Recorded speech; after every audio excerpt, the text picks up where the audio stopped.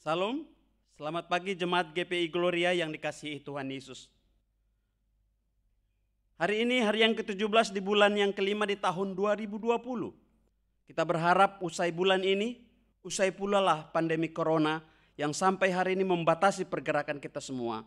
Namun harapan saya pembatasan ini tidak membuat kita terbatas pula dalam menghampiri hadiratnya dalam doa dan firman. Karena itulah yang terpenting dalam hidup kita. Kita bersyukur karena hari ini kita diberi lagi kesempatan oleh Tuhan untuk beribadah. Meskipun masih di rumah masing-masing. Dengan harapan kita tetap dapat menikmati lawatannya lewat pujian dan perenungan firman Tuhan. Oleh sebab itu mari kita baca teks firman Tuhan yang akan menjadi perenungan kita. 2 Raja-Raja pasal 10 ayat 18 sampai dengan 36. Namun sebelumnya mari kita berdoa dan minta pertolongan Tuhan. Bapa kami di surga, Bapa di dalam nama Tuhan Yesus Kristus, pemilik firman. Kami bersyukur karena hari ini lagi kami diperkenankan untuk membaca, bahkan akan merenungkan firman Allah di hari Minggu ini. Meskipun masih tetap di rumah masing-masing. Oleh karena kondisi yang Tuhan izinkan di tengah-tengah pandemi corona di negeri kami ini. Namun kami berharap kuasa Allah tetap menuntun tiap kami untuk terus lekat erat dengan Tuhan seperti apa yang Tuhan mau. Dan hari ini biarlah Tuhan lagi melayani kami. Biarlah Tuhan lagi melawat kami untuk mengerti apa yang dimaksudkan Allah lewat pembacaan dan perenungan firman Tuhan. Di dalam nama Tuhan Yesus kami berdoa dan kami mengucap syukur kepada Allah di surga. Amin. Jemaat Tuhan, mari kita buka Alkitab kita dari 2 Raja-Raja 10 ayatnya yang ke-18 sampai dengan 36. Demikian bunyi firman Tuhan. Yehu menghapuskan penyembahan Baal. Kemudian Yehu mengumpulkan seluruh rakyat, lalu berkata kepada mereka, adapun Ahab masih kurang beribadah kepada Baal, tetapi Yehu mau lebih hebat beribadah kepadanya. Oleh sebab itu, panggillah menghadap aku semua nabi Baal, semua orang yang beribadah kepadanya, dan semua imamnya. Seorang pun tidak boleh tidak hadir. Sebab aku hendak mempersembahkan korban yang besar kepada Baal. Setiap orang yang tidak hadir tidak akan tinggal hidup. Tetapi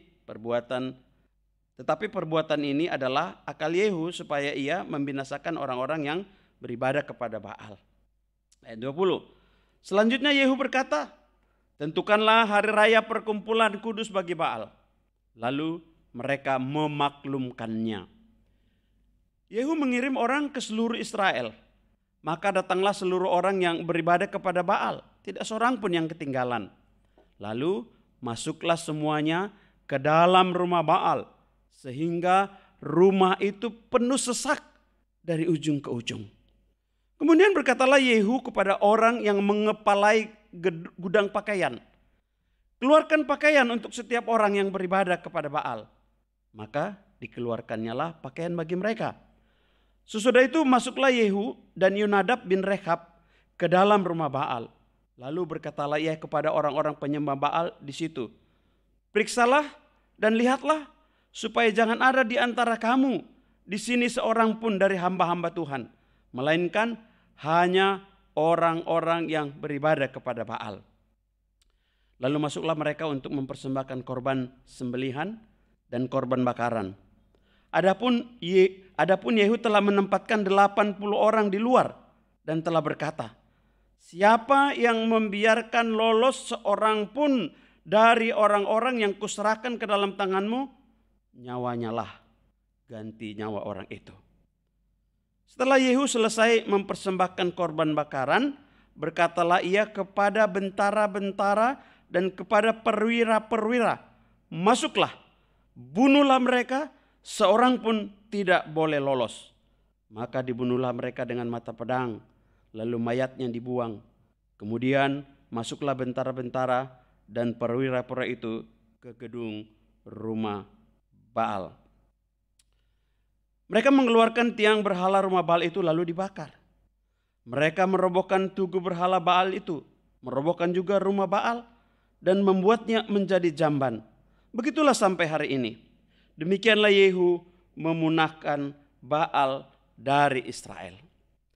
Hanya Yehu tidak menjauh dari dosa-dosa Yerobeam bin Nebat yang mengakibatkan orang Israel berdosa pula, yakni dosa penyembahan anak-anak lembu emas yang di Betel dan di Dan. Berfirmanlah Tuhan kepada Yehu, oleh karena engkau telah berbuat baik dengan melakukan apa yang benar di mataku dan telah berbuat kepada keluarga Ahab tepat seperti yang dikehendaki hatiku, maka anak-anakmu akan duduk di atas tahta Israel sampai keturunan yang keempat. Ayat 31. Tetapi Yehu tidak tetap hidup menurut hukum Tuhan Allah Israel dengan segenap hatinya. Ia tidak menjauh dari dosa-dosa Yerobeam yang mengakibatkan orang Israel berdosa pula.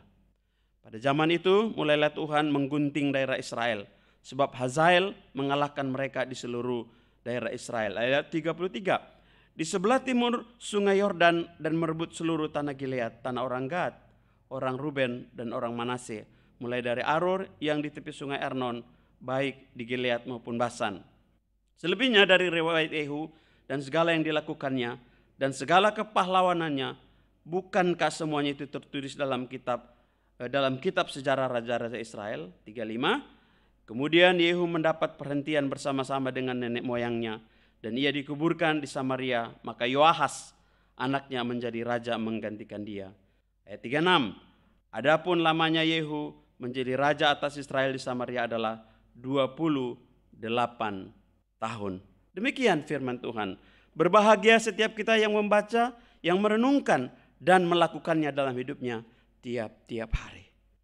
Bapak Ibu Saudara-saudara yang dikasihi Tuhan Yesus Kristus, sedemikian jauh firman itu. Dalam teks ini kita temukan satu peristiwa yang luar biasa, di mana Yehu raja Israel membunuh para penyembah Baal, jemaat Tuhan. Dia menghancurkan semua fasilitas yang mendukung kepada penyembahan berhala, yaitu Baal.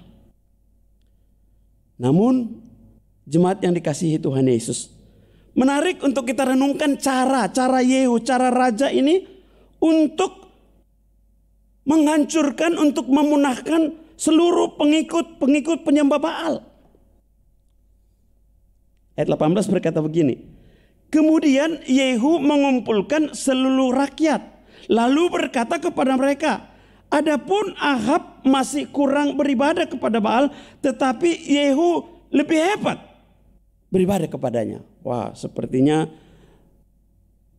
mengatakan bahwa Ahab itu masih terlalu begitu kecil lah penyembahan itu, tapi Yehu akan melakukannya lebih hebat daripada itu. Jemaat yang dikasihi Tuhan Yesus, sesungguhnya ini rupanya satu strategi yang dia buat untuk mengajak semua orang untuk datang dengan maksud. Ya, dikatakan ayat terakhir dari ayat 19 itu, perbuatan ini adalah akal Yehu supaya ia membinasakan orang-orang yang beribadah kepada Baal. Jadi ada satu strategi yang licik supaya dengan mudah menangkap semua orang-orang yang menjadi penyembah berhala Baal itu.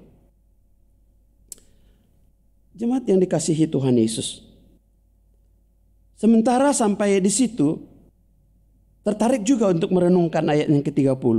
Katanya begini. Berfirmanlah Tuhan kepada Yehu, oleh karena engkau telah berbuat baik dengan melakukan apa yang benar di mataku dan telah berbuat kepada keluarga Ahab tepat seperti yang dikehendaki hatiku, maka anak-anakmu akan duduk di atas tahta Israel sampai keturunan yang keempat. Jemaat Tuhan senang sekali mendapat pujian dari Tuhan atas setiap tugas yang sudah kita lakukan. Betapa bahagianya jika suatu waktu Tuhan berkata, hai hambaku, baik sekali perbuatanmu, maka duduklah dan berbahagialah bersama denganku. Tapi jemaat yang dikasihi Tuhan, pujian yang diterima Yehu ini bukanlah pujian di akhir jabatannya sebagai raja atau di masa akhir hidupnya. Pujian ini datang ketika dia masih sebagian dalam menjalani kehidupan yang Tuhan percayakan untuk dia jalani. Artinya apa? Artinya masih butuh waktu untuk melihat apakah pekerjaan Yehu ini sebagai satu tindakan yang berkelanjutan atau hanya sesaat atau sementara. Apakah ada kelanjutan dari tindakan yang hebat ini dengan penuh ketaatan untuk melaksanakan tepat seperti apa yang Tuhan inginkan untuk dikerjakan dalam hidupnya? Kenapa jemaat yang dikasihi Tuhan Yesus? Karena sesungguhnya ketaatan itu membutuhkan keberlanjutan. Bukan tindakan sesaat atau sesekali yang kalau kita suka kita kerjakan. Tapi suatu tindakan yang berakhir sampai di ujung perjalanan kehidupan kita. Artinya taat sampai mati, taat sampai akhir. Itulah yang Tuhan mau. Setia sampai mati. Itulah jemaat yang dikasihi Tuhan Yesus yang menjadi perenungan kita hari ini. Bapak Ibu Saudara, jemaat yang Tuhan Yesus kasihi. Mencari orang-orang pintar pada masa kini sangat mudah kita jumpai, bukan? Mencari orang yang memiliki gelar akademik yang tinggi juga sangat gampang kita temui. Mencari orang kaya juga sangat gampang. Mencari orang yang sukses juga sangat mudah kita temui di mana-mana. Tapi bagaimana dengan orang yang setia sampai mati? Adakah juga gampang menemuinya? Adakah juga gampang mendapatkannya? Adakah gampang menemukan orang-orang yang setia menjalankan tugasnya? Meskipun dalam berbagai kesulitan.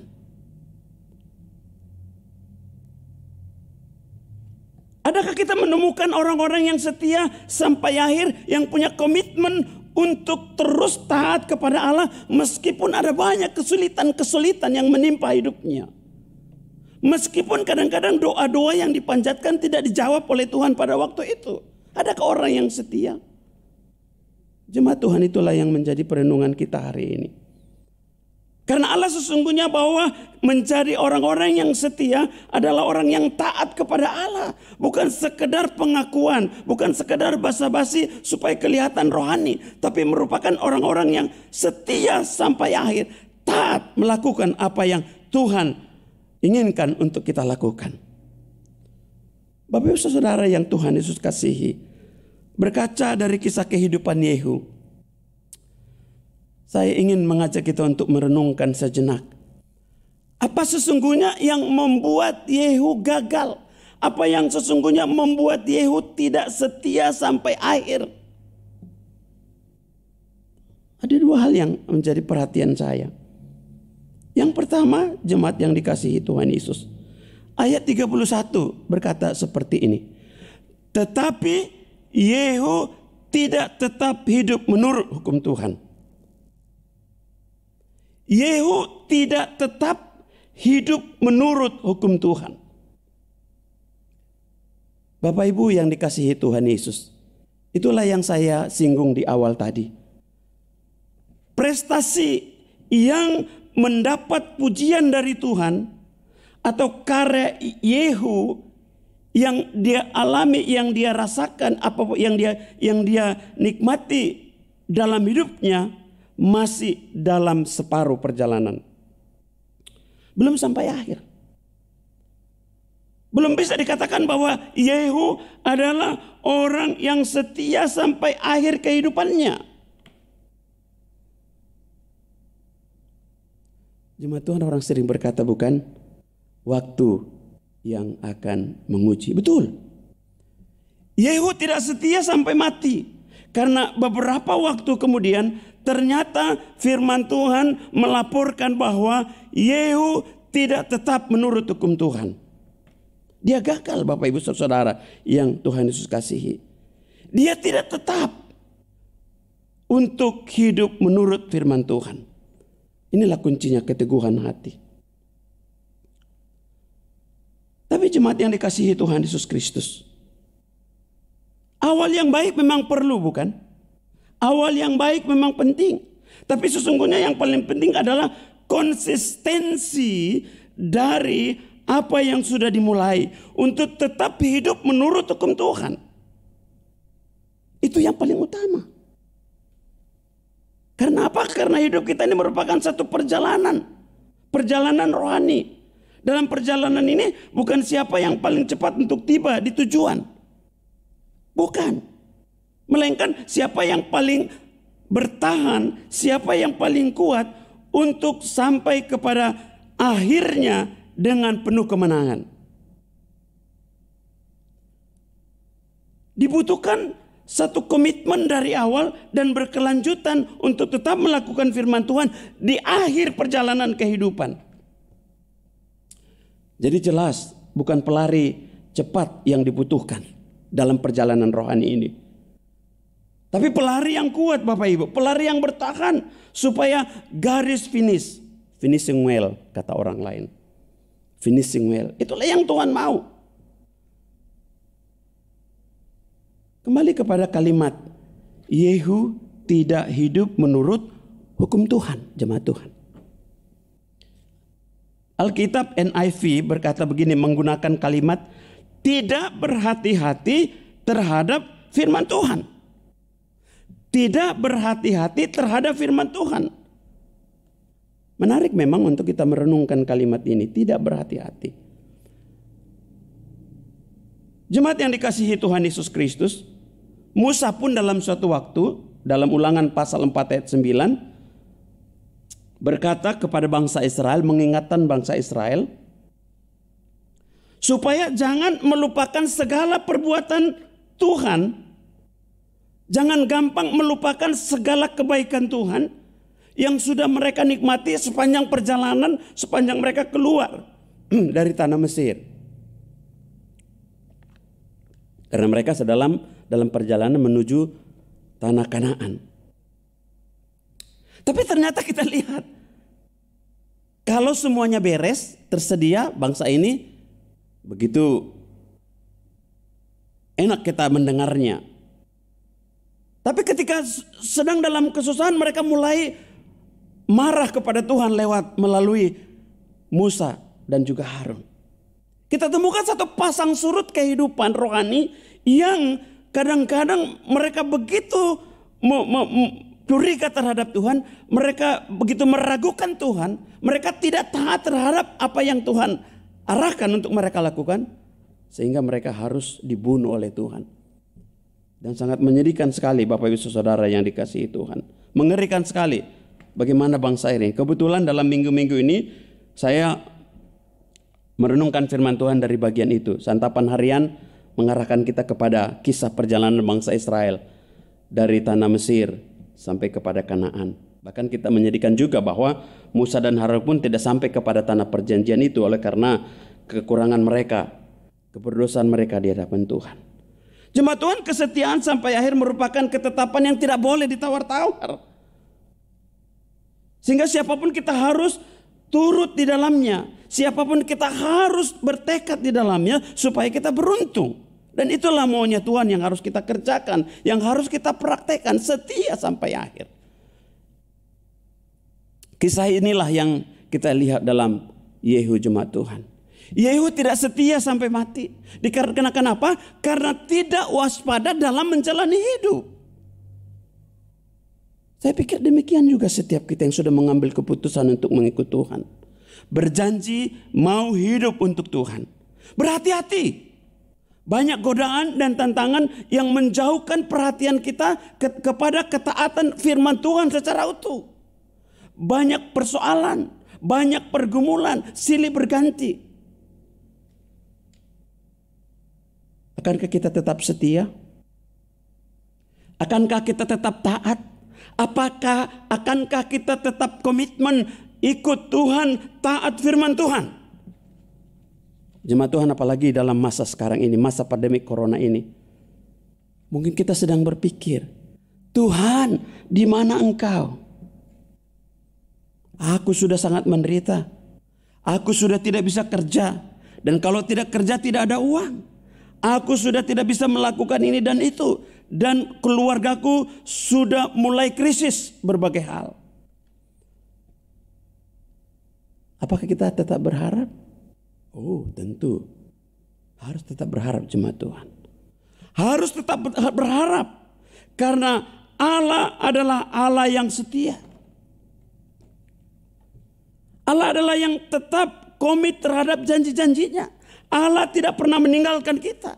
Dia adalah Allah yang hidup. Dia adalah Allah yang tidak pernah tertidur. Dia tahu persis apa yang menjadi pergumulan kita. Dia mau kita tetap taat. Dia mau kita tetap setia terhadap janji-janji Tuhan yang sudah kita dengarkan. Dan pasti pada waktunya Tuhan akan membuka jalan. Tetaplah kita setia, tetaplah kita taat. Tetaplah kita fokus kepada firman Tuhan. Karena itulah yang membawa keberuntungan. Yang kedua, jemaat yang dikasihi Tuhan Yesus. Kegagalan Yehu yang membawa dia tidak sampai garis finish. Yang membuat Yehu tidak finishing well. Yang kedua apa? Firman Tuhan mencatat ayat 29, ayat 31. Tidak menjauhkan diri dari dosa-dosa Yerobeam. Wow. Kita perhatikan dalam teks bacaan tadi, setelah penghancuran terhadap dewa-dewa atau pengikut Baal semua yang begitu sukses mendapat pujian. Tetapi ternyata Yehu itu tidak serta-merta menjauhkan diri dari dosa-dosa Raja Yerobeam. Alkitab mencatat itu dengan jelas. 2 kali jemaat Tuhan dari teks bacaan kita hari ini. 2 kali disinggung bahwa Yehu tidak menjauhkan diri dari dosa-dosa Yerobeam. Bagi saya ini agak miris. Agak miris kehidupan Yehu ini. Satu sisi begitu getol untuk menghancurkan peribadatan Baal. Menghancurkan pengikut-pengikut Baal. Tetapi dosa-dosa lain yang dilakukan Raja Rehoboam itu dia tidak singkirkan. Miris sekali, bukan?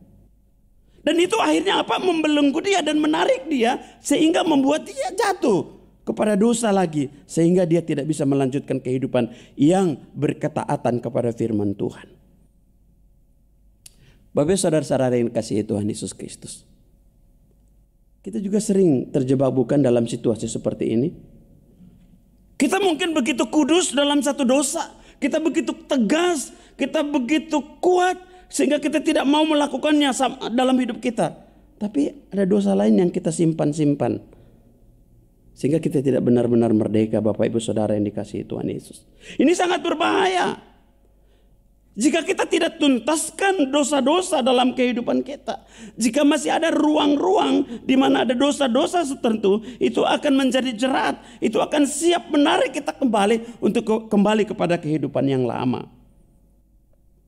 Yehu menjadi pelajaran hari ini buat kita. Tidak menurut hukum Tuhan. Dan juga tidak menjauhkan dirinya dari dosa-dosa Yerobeam. Kembali kepada kehidupan yang lama. Ditarik oleh karena tidak tuntas menyelesaikan dosa-dosa masa lalu. Atau tidak seluruhnya dosa dibereskan di hadapan Tuhan. Ada dosa yang diakui. Ada dosa yang tiap minggu diakui. Ada dosa yang mungkin diungkapkan kepada Allah sampai menangis. Tapi ada dosa yang disembunyikan. Yang takut kalau semuanya dibereskan. Tidak bebas melakukan hal-hal yang tidak menyenangkan Tuhan. Ini berbahaya sekali. Berbahaya sekali. Itu bisa membelenggu. Namun jemaat yang dikasihi Tuhan Yesus Kristus.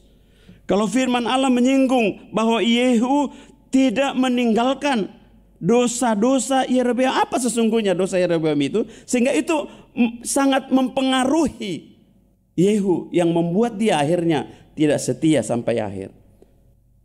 Kalau kita baca 1 Raja-Raja 14 jemaat Tuhan.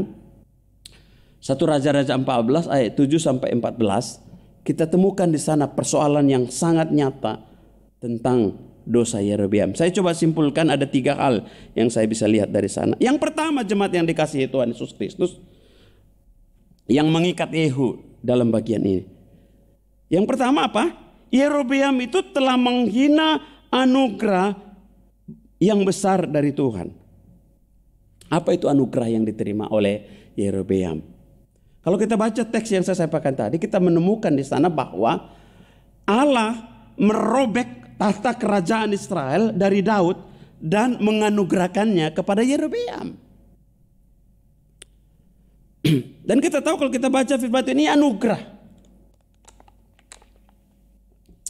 Ini pemberian yang tiada tara yang dari Tuhan kepada Yerobeam. Tuhan memberikan satu keistimewaan.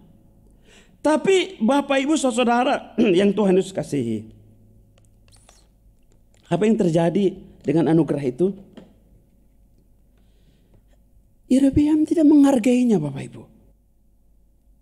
Yerobeam tidak menghargainya, dia menghina Tuhan dan melakukan banyak kecemaran dan kejahatan. Banyak melakukan kecemaran yang membuat Tuhan sedih, yang membuat Tuhan marah. Bapak Ibu saudara yang dikasihi Tuhan Yesus, anugerah apa yang kita terima dari Tuhan? Anugerah apa yang kita terima dari Tuhan yang dengan gampang kita menyepelekannya? Dan saya yakin ada banyak anugerah yang kita dapatkan dari Tuhan sampai usia kita hari ini. Tapi menjadi persoalan adalah sejauh mana kita jadikan anugerah itu, pemberian Tuhan itu sebagai satu sarana untuk melayani Tuhan. Ya, saya katakan anugerah kehidupan, anugerah pekerjaan, anugerah kemampuan dengan berbagai keistimewaan yang kita miliki. Sejauh mana kita bisa menyatakan anugerah itu sebagai sarana supaya Tuhan dimuliakan dalam hidup kita? Bukankah satu kebahagiaan ketika kita bisa menikmati hidup ini sebagai satu sarana supaya Tuhan dimuliakan lewat hidup kita? Nah, sepertinya Yerobeam tidak melakukan hal itu dalam hidupnya dan Tuhan sangat marah. Dan Tuhan menjadikannya sebagai orang yang akan dihukum. Dan benar akan dihukum, sudah dihukum oleh Tuhan. Yang kedua, apa dosa-dosa Yerobeam yang mengikat kehidupan Yehu sehingga Yehu, lagi-lagi saya katakan, tidak sampai garis akhir dalam kehidupan kerohaniannya yang menyenangkan Tuhan. Yerobeam melakukan penyembahan berhala, Bapak Ibu saudara yang dikasihi Tuhan Yesus. Tuhan jelas-jelas menghukum Yerobeam karena dia adalah orang yang jahat. Dia melakukan tindakan yang dibenci Tuhan, yaitu menyembah ilah-ilah palsu. Kita baca di sana seperti saya katakan tadi, satu raja tadi. Wow, dengan tegas Yerobeam meninggalkan peribadatan kepada Allah yang benar, yaitu Yahweh, dengan melakukan penyembahan kepada Baal. Jemaat Tuhan, hari ini apa sesungguhnya kalau kita aplikasikan dalam hidup kita? Apa itu ilah-ilah palsu? Yang seringkali memang kalau kita lihat dalam kehidupan kita itu begitu manis dalam hidup kita, sehingga kita seringkali tidak sadar bahwa kita sudah terjerumus dalam penyembahan berhala, dalam ilah-ilah palsu ini. Ya, saya pikir kalau kita jujur bahwa kalau kita hidup untuk uang, itulah ilah palsu, bukan?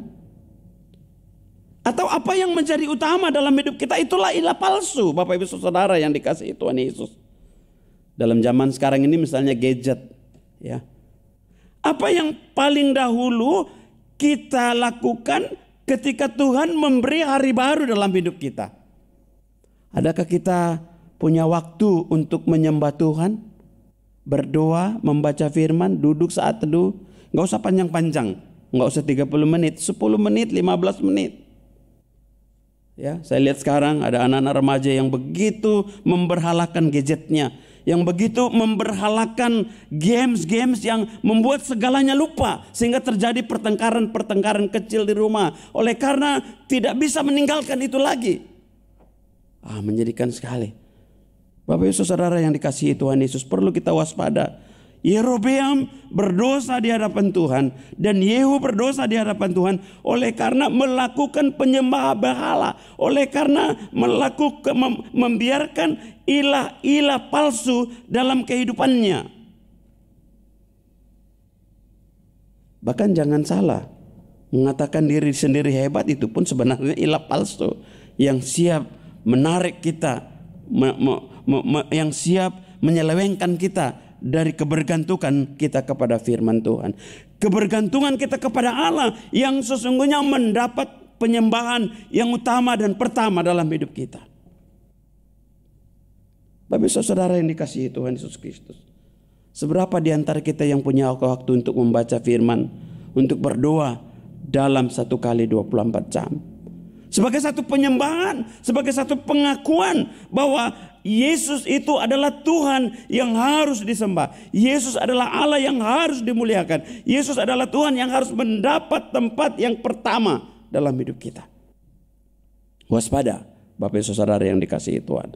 Jangan terjerumus dalam penyembahan berhala yang akhirnya membuat engkau tidak sampai kepada garis akhir sebagai orang-orang yang taat kepada firman Tuhan. Yang terakhir, yang ketiga dari bagian ini, dosa-dosa Yerobeam.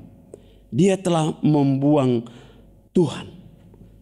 Mungkin agak sedikit kita sejenak lihat bagian ini karena ayat 9 dari bagian itu menarik untuk diperhatikan.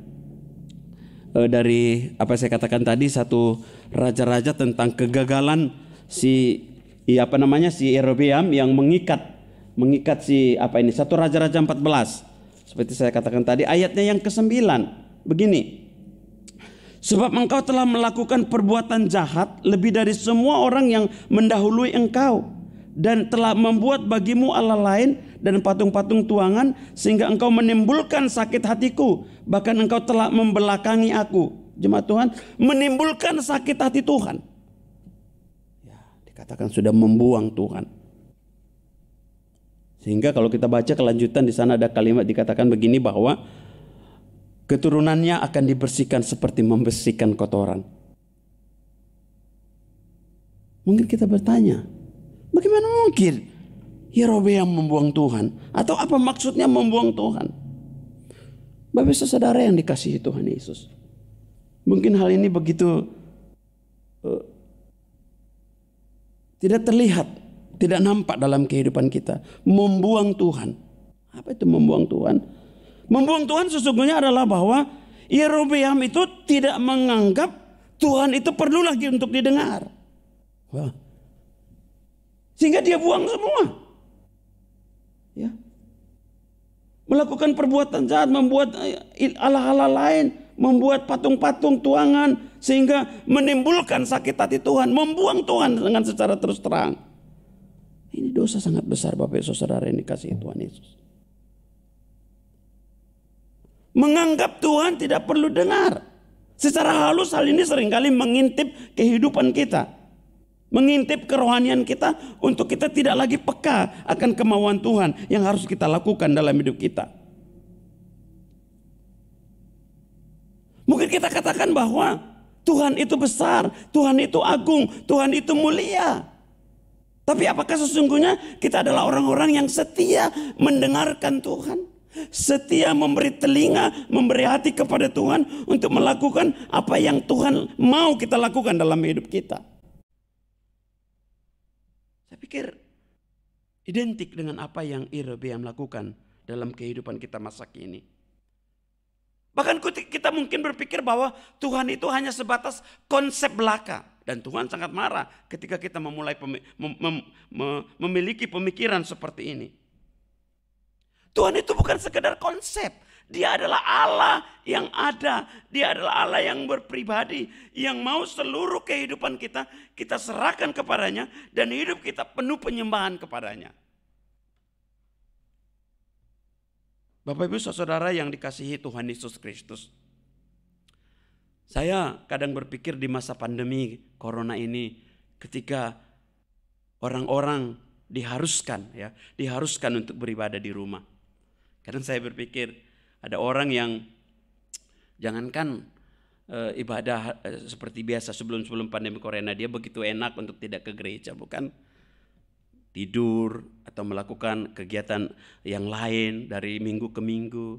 Apalagi sekarang, bukan? Sekalian aja ya, tidak ada lagi ibadah, ya sudah bablas gitu loh. Di mana, sejauh mana? Pengakuan kita akan Allah sebagai Tuhan yang harus dimuliakan, yang harus disembah, yang harus nyata dalam seluruh kehidupan kita. Karena Dia mau sesungguhnya kita mau dekat dengan Dia. Kita mau dengar-dengaran akan Dia. Kita mau supaya tahap demi tahap dalam perjalanan kehidupan kita tahu persis apa yang menjadi perintah Tuhan yang harus kita lakukan. Bapak saudara yang dikasihi Tuhan Yesus Kristus. Adakah kita dengan kesungguhan, dengan keseriusan ketika beribadah di rumah? Bukan sekedar ibadah, tapi sungguh-sungguh menikmati hadirat Allah ada di rumah ini. Meskipun lewat streaming, firman Tuhan disampaikan, sungguh-sungguh kita menyadari Allah sedang melawat saya. Saya pikir alangkah celakanya kalau ternyata anak-anak orang-orang Kristen tidak menyadari bahwa kesempatan ini adalah kesempatan untuk dekat dengan Tuhan. Untuk tetap melihat bahwa di gereja, di rumah Tuhan, di rumahku Allah tetap hadir. Maka aku akan bisa menikmati hadiratnya dengan pujian dan penyembahan. Bahkan mendengarkan firman Tuhan. Atau hanya sekedar, ya biarlah pendeta bicara lalu lalang saja. Ambil sana minum sini, ambil sana duduk sana sekarang. Oh, jemaat yang dikasihi Tuhan Yesus. Saya berharap kita jangan ada yang bersikap seperti ini. Menikmati hadiratnya di rumah, di gereja sama saja. Allah yang maha hadir. Firman Tuhan katakan di mana ada 2-3 orang berkumpul dalam namaku, aku ada di sana. Maka yakinilah itu dan hiduplah dengan kekudusan, penghormatan kepada Allah. Sehingga kita menjadi orang-orang yang setia sampai akhir. Orang-orang yang sungguh menghargai hadirat Allah yang maha kuasa. Bapak Ibu saudara yang dikasihi Tuhan Yesus Kristus. Oleh sebab itu mari kita bercermin dari kehidupan Raja Yehu hari ini. Di awal kehidupannya ataupun di tengah kehidupannya Tuhan memuji dia. Tuhan begitu senang dengan perbuatannya. Tapi tidak sampai akhir. Jangan kita seperti ini Bapak Ibu saudara yang dikasihi Tuhan. Bagaimana dengan komitmen kita semua? Komitmen kita untuk tetap setia sampai akhir hidup. Untuk tetap setia melakukan firman Tuhan meskipun situasi sulit, meskipun sepertinya tidak menguntungkan. Tapi karena Allah yang berfirman, turutilah, taatilah. Karena ketika Allah berfirman itu akan jadi seperti apa yang Tuhan inginkan. Jangan ragukan penyertaannya. Setialah dan lakukanlah itu. Wahyu 2 ayat 10 berkata, hendaklah engkau setia sampai akhir. Hendaklah engkau setia sampai mati. Dan aku akan mengaruniakan kepadamu mahkota kehidupan. Jadi jemaat yang dikasihi Tuhan. Hanya orang-orang yang setia sampai akhir yang akan mendapatkan mahkota kehidupan. Amin. Tuhan memberkati. Kita berdoa. Bapa kami di surga, Bapa di dalam nama Tuhan Yesus Kristus. Terima kasih untuk firman Allah yang menjadi perenungan kami hari ini. Setialah sampai mati. Belajar dari kehidupan Yehu yang tidak setia sampai mati, sampai akhir. Kami pun rindu Tuhan. Supaya kami setia sampai akhir dengan penuh kewaspadaan dalam menjalani hidup. Karena ada banyak tantangan, ada persoalan. Ada banyak godaan-godaan yang siap menarik kami untuk lari dari Tuhan. Oleh karena itu beri kami kekuatan. Kami rindu firman terus tertanam dalam hati dan pikiran kami. Sehingga kami menjadi orang-orang yang setia sampai akhir. Karena janji firman Tuhan bagi yang setia sampai akhir. Maka Tuhan akan mengaruniakan mahkota kehidupan. Terima kasih. Terpuji namamu Bapa. Di dalam nama Tuhan Yesus Kristus Tuhan kami.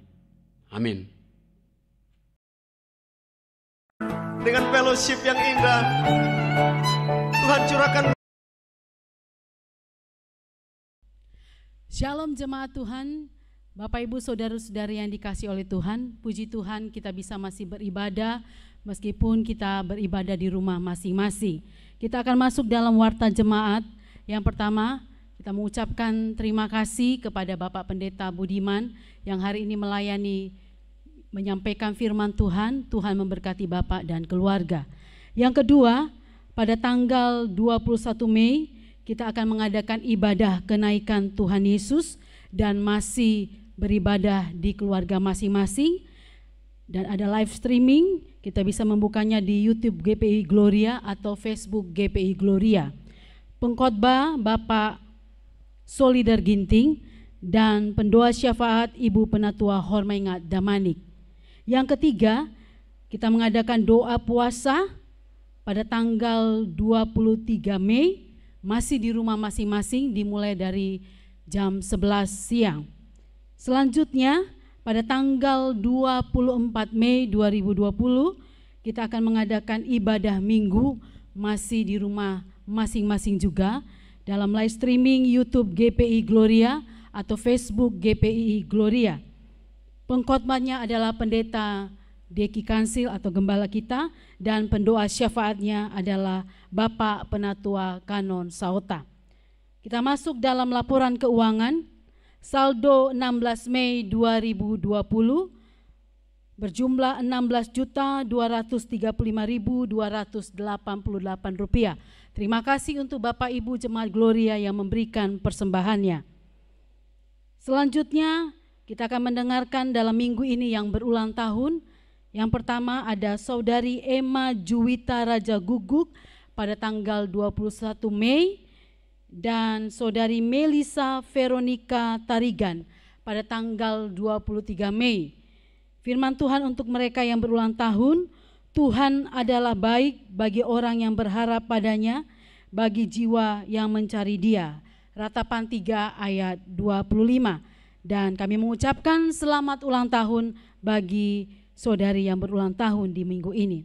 Bapak Ibu saudara-saudari yang dikasihi oleh Tuhan, Jemaat GPI Gloria, kita akan masuk dalam doa kita. Marilah kita berdoa bersama-sama.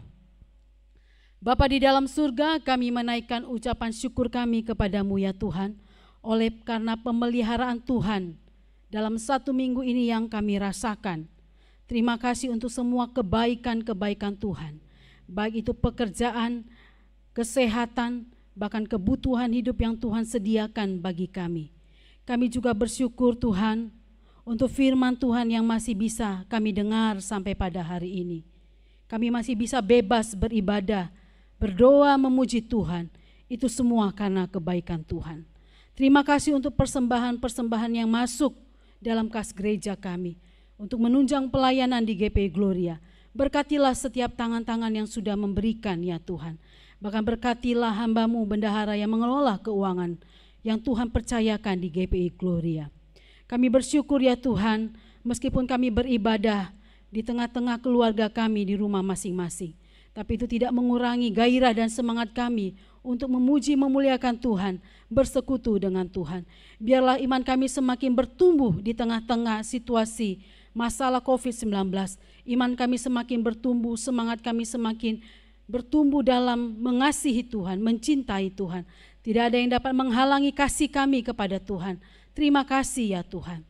Pada pagi hari ini kami akan masuk ke dalam doa-doa syafaat kami. Kami berdoa Tuhan untuk pemimpin negara kami, presiden, wakil presiden, bahkan kabinet maju yang ada bersama-sama, bekerja sama dengan presiden. Tuhan berikan hikmat, Tuhan berikan kerjasama yang baik. Bahkan Tuhan dalam menangani COVID-19 ini ya Tuhan. Berikanlah wibawa rohani-Mu Tuhan. Berikanlah hikmat dan bijaksana apa yang harus dilakukan, apa yang sudah direncanakan dan terus dikerjakan. Berikanlah hikmat-Mu bagi pemimpin kami. Beri kesehatan bagi mereka ya Tuhan.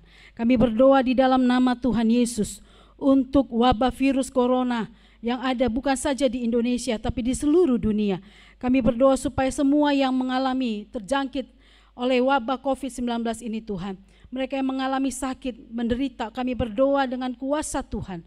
Tuhan memberikan kesembuhan, Tuhan memberikan kekuatan, Tuhan memberikan semangat, sehingga dengan hati yang gembira, dengan pertolongan daripada Tuhan, satu persatu pasien COVID-19 disembuhkan oleh kuasa Tuhan.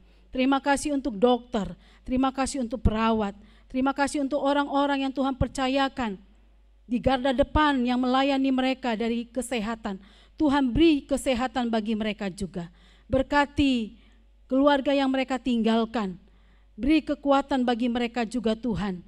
Sehingga para dokter baik perawat, medis, mereka dengan semangat melayani pasien-pasien yang sakit, dan mereka dijaga, mereka dipelihara oleh Tuhan. Terima kasih Bapak. Terima kasih untuk rumah sakit yang siap untuk menampung setiap penderita penyakit COVID-19. Biarlah setiap para tenaga medis ini, rumah sakit yang menampung juga memiliki semangat, bahkan dengan disiplin dan bertanggung jawab untuk merawat pasien-pasien yang ada. Terima kasih Tuhan. Kami berdoa untuk Polri, untuk TNI yang bertugas dalam pendukungan pelaksana social distancing. Biarlah Tuhan juga memberikan hikmat bagi mereka, ketegasan bagi mereka, supaya semua masyarakat dapat melakukan social distancing Tuhan, dengan tugas tanggung jawab Polri dan TNI dengan tegas.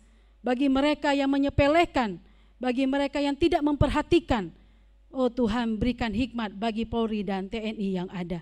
Kami berdoa untuk seluruh masyarakat khususnya Indonesia, supaya mereka memelihara kesehatan mereka, menjaga jarak, bahkan menjaga kesehatan, tidak memandang sepele dengan penyakit ini, tetapi memperhatikan dengan baik bagaimana menjaga kesehatan sehingga penyakit ini dapat segera berhenti. Terima kasih ya Tuhan. Kami berdoa Tuhan untuk doa jemaat di GPI Gloria. Kami berdoa untuk sebidang tanah yang kami rindukan. Kami terus berdoa dan berharap kepada Tuhan. Terima kasih untuk dana-dana pembangunan yang sudah masuk. Terima kasih Tuhan. Doa kami biarlah tepat pada waktunya. Kau mencukupkan, kami dapat membeli tanah, kami dapat membangun, kami memiliki gedung gereja, sehingga jemaat-Mu bersuka cita. Ada banyak lagi jiwa-jiwa yang rindu untuk beribadah bersama-sama dengan kami. Kami berdoa Tuhan untuk pertumbuhan jemaat Tuhan yang ada di Lubuk Pakam, Lembaga Pemasyarakatan. Meskipun dalam beberapa bulan ini kami tidak melanjutkan pelayanan di sana oleh karena COVID-19. Kami berdoa supaya mereka tetap bertumbuh di dalam Tuhan. Mereka tetap mengasihi dan mengenal Tuhan. Berkati pengurus kerohanian yang ada di lapas di Lubuk Pakam ya Tuhan. Kami berdoa juga di dalam nama Tuhan Yesus, pelayanan yang sementara waktu di Bangun Tani. Kami berdoa untuk beberapa jemaat yang ada di sana, biarlah mereka terus bertumbuh di dalam Tuhan. Terima kasih Tuhan, kalau mereka Tuhan jaga, Tuhan pelihara, bahkan mereka semakin merindukan dan mencintai Tuhan. Kami berdoa supaya keluarga ini semakin giat, setia di dalam Tuhan. Bapa di dalam surga, kami berdoa untuk jemaat Tuhan yang dalam pemulihan kesehatan mereka, Ibu Sentina Boru Sitinjak, Ibu Samaria Boru Sumbiri, dan Ibu Marince Boru Silalahi. Kami menyerahkan ketiga ibu ini ke dalam tangan Tuhan. Terima kasih Tuhan untuk setiap pengobatan, bahkan untuk setiap obat yang mereka konsumsi dan mereka makan, bahkan makanan yang masuk ke dalam tubuh mereka. Berkatilah itu ya Tuhan, biarlah itu menjadi alat kesembuhan. Lebih daripada itu, berikan hati yang semangat, yang bergairah terus, percaya kepada Tuhan, bahwa kuasa Tuhan sanggup menjamah bagian tubuh mereka yang mengalami sakit. Bapa di dalam surga, di dalam nama Tuhan Yesus, untuk setiap pergumulan jemaat Tuhan yang sedang mencari pekerjaan, yang berdoa untuk teman hidup, keharmonisan dalam rumah tangga, bahkan Tuhan kami berdoa yang merindukan keturunan. Tidak ada yang mustahil bagimu Tuhan. Pergumulan ini kami bawa kepada Tuhan, dan kami percaya Tuhan menjawabnya tepat pada waktunya. Kami bersyukur kepada Tuhan untuk anak-anak kami yang masih bisa belajar meskipun mereka di rumah. Ada yang akan naik SMP, ada yang akan naik SMA, bahkan kuliah. Ada banyak biaya yang diperlukan untuk melanjutkan studi. Kami berdoa Tuhan mencukupkan dan menyediakan sekolah yang baik, bahkan biaya studi yang mereka perlukan. Terpujilah Engkau Tuhan untuk setiap doa-doa yang kami naikkan kepadamu. Kami percaya di dalam nama Tuhan Yesus, Tuhan menjawab, Tuhan mendengar tepat pada waktunya. Di dalam namamu kami berdoa, dan kami akan menyampaikan doa Bapa kami yang Tuhan ajarkan kepada kami. Bapa kami yang di surga, dikuduskanlah namamu, datanglah kerajaanmu, jadilah kehendakmu di bumi seperti di surga. Berikanlah kami pada hari ini makanan kami yang secukupnya, dan ampunilah kami akan kesalahan kami, seperti kami mengampuni orang yang bersalah kepada kami. Dan janganlah membawa kami ke dalam pencobaan, tetapi lepaskanlah kami daripada yang jahat. Karena Engkaulah yang punya kerajaan dan kuasa dan kemuliaan sampai selama-lamanya. Amin.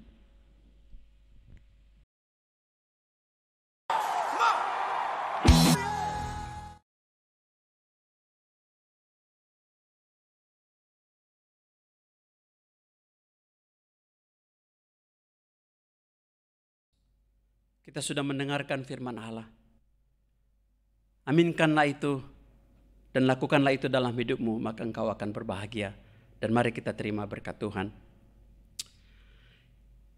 Jemaat yang dikasihi Tuhan Yesus Kristus, dalam sikap doa, dalam sikap hormat akan Allah di tempatmu masing-masing, kembali renungkanlah akan firman Tuhan yang sudah kamu dengarkan hari ini, dan lakukanlah itu, maka engkau akan berbahagia dan terimalah berkat Tuhan. Kiranya kasih sayang yang dari Allah Bapa pencipta langit dan bumi, dan dari Tuhan Yesus Kristus Juru Selamat yang agung itu, dan oleh pertolongan Roh Kudus, menyertai kamu dari saat ini sampai selama-lamanya, sampai Tuhan Yesus datang kali yang kedua. Amin.